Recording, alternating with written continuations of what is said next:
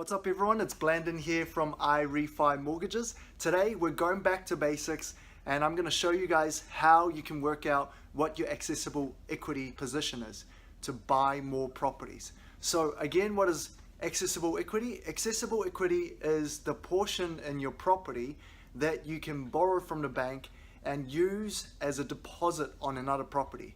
So here's a quick illustration on what that actually means. So let's pretend you have two properties. You've got an owner-occupied and an investment. And for calculation's sake, what we're going to do is we're going to use even figures. This property is worth 1 million and your investment property is worth 1 million as well. Now with both properties, they both have 500k mortgage, 500k. Effectively, you have 1 mil worth of total mortgage, and now on paper, half of this house is on mortgage, and half of this house is mortgaged. So how do you work out how much more can you borrow from the bank on an equity basis to figure out how much you can buy as a third property? So it depends on the purpose of those properties, right? As you have heard, many have said LVR, what is the purpose of the property? That determines how much percentage you can borrow from that property. So LVR on the owner-occupied is maximum 80%. So if your property is worth $1 million, the maximum you can borrow on this property, very simply, 800k. And for this property, because it's an investment, the max you can go is 65%. Now, of course, there's non-bank lenders that will allow you to have 80% on both of them if they're in Auckland, which is an option that you can consider and you can ask us about it. But in general, most main banks will allow you to borrow 65% with this property, meaning the maximum you can borrow is 650. So the formula is very, very simple. You first work out what your valuation is on your property. Secondly, the mortgage that is on it. And then now you know the purpose of that property, 80% is for owner-occupied. Maximum is 800,000. So the accessible equity on this property is the difference between the maximum you can borrow and the mortgage that you currently have. So 800 minus 500, your accessible equity on this property is 300k. Now on this side, on the investment, very, very similar. $1 million, you've got 500k mortgage on this, and you've got LVR of 65%, and the maximum you can borrow is 650. So therefore 650 minus 500 is 150.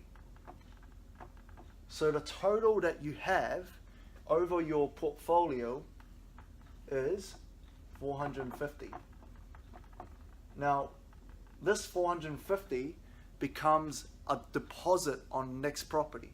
So if you're buying an investment, this is your 35% deposit, which means that you can buy another property for over $1 million. So that's how you work out the accessible equity. So on this side, we've got different types of valuations that you can use to figure out how much your property is worth. So this is something that a lot of misunderstanding around which bank use which valuation and how it all actually works. So the first very common one that we will hear the most on is GV, which is government valuation. Another name for that is rating valuation. It's on some of the websites like Property Guru, they call it ratings valuation. And CV, capital valuation, which is the little sheet that you get when you pay your rates. And they have two figures, right? You've got improvement value and you've got the land value.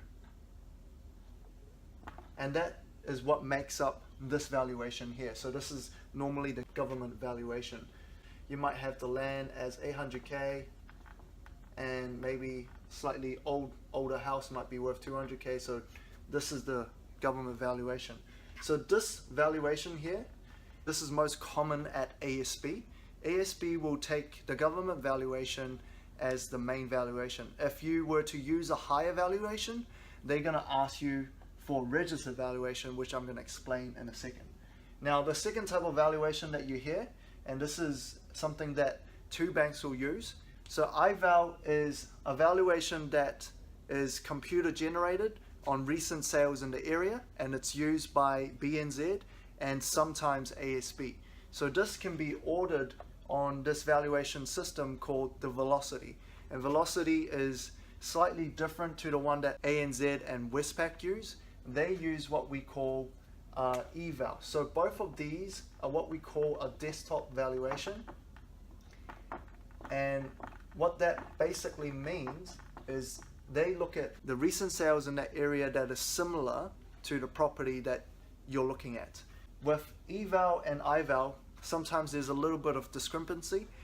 We've seen properties with BNZ that might be valued 100k higher than the eval, and you would be able to borrow more money from BNZ.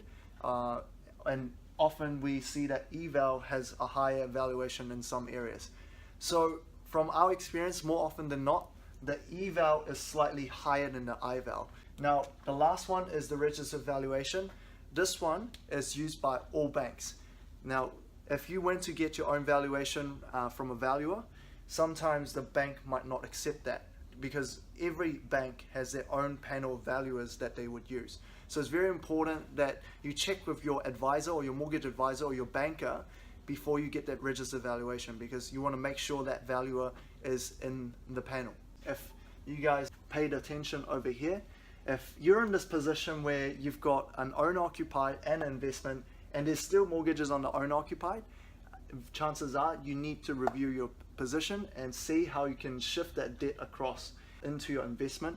And this can be done by doing a review with your accountant or your mortgage advisor, who will refer you to the right accountant to help you out with that. So down below there's a link that you can download equity calculator, and all it does is show you how much you can borrow on your property.